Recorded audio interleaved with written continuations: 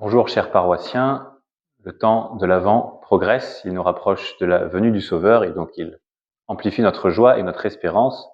Cette semaine, dans votre fraternité d'Avent, je vous propose de vous parler d'une forme particulière de prière très chère à l'Église qui est la prière de la liturgie des heures, la prière des offices quotidiens, du matin jusqu'au soir, des laudes jusqu'aux vêpres.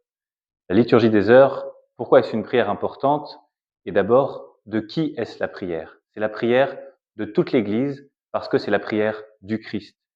Qu'est-ce que nous prions dans la liturgie des heures? Nous prions les psaumes, le témoignage du peuple de Dieu, de toutes les œuvres que Dieu a accomplies dans son histoire. Par conséquent, les prières que le Christ lui-même priait, connaissait, récitait dans son cœur et dont il s'est saisi pour être relié à son Père à chaque instant de sa vie.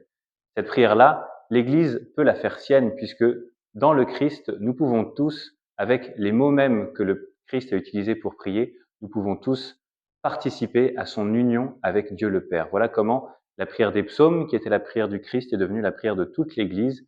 Et c'est le cas dans la liturgie des heures où nous prions selon le jour de la semaine, selon les heures du jour, les psaumes pour nous maintenir dans cette union à Dieu le Père.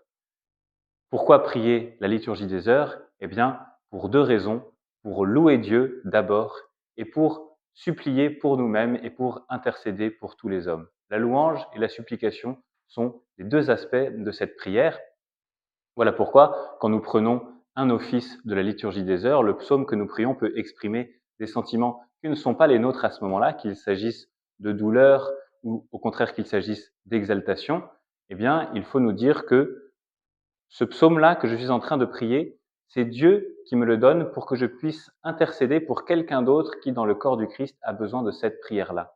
Et ce qui est beau quand on accepte avec humilité et obéissance de prier les mots, les psaumes qui nous sont donnés par la liturgie des heures, eh bien c'est que nous découvrons que Dieu a quelque chose à nous dire. Nous prions avec ses mots à lui, nous prions avec sa parole à lui, et par conséquent, il nous ouvre notre cœur à son action dans la vie de l'Église et dans notre propre vie. Alors pour prier la liturgie des heures, c'est très simple.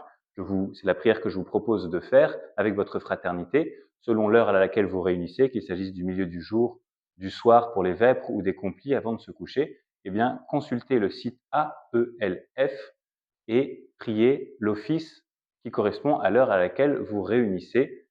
Priez les psaumes, méditez la parole de Dieu qui vous est donnée, priez aux intercessions, aux intentions qui vous sont confiées, et enfin priez le Notre Père, la prière du Christ par excellence, celle dans laquelle nous prions Dieu dans ses propres mots. Que Dieu vous bénisse, qu'il vous maintienne fidèle à cette prière. Bon temps de l'Avent et bonne montée vers Noël.